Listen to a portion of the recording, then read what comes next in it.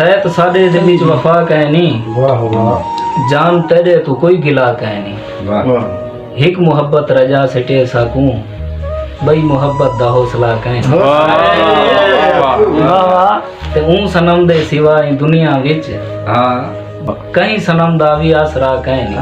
वाह ते खुदा दे बंदे खुदा को आख्या है, खुदा दे बंदे खुदा को आख्या है, लोक आदन तेरा खुदा कहनी।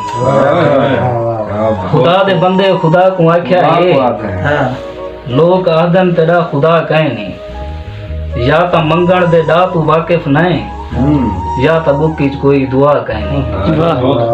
या तो मंगण दे डा तू वाकिफ नहीं, या तो बुकी च कोई दुआ कहनी।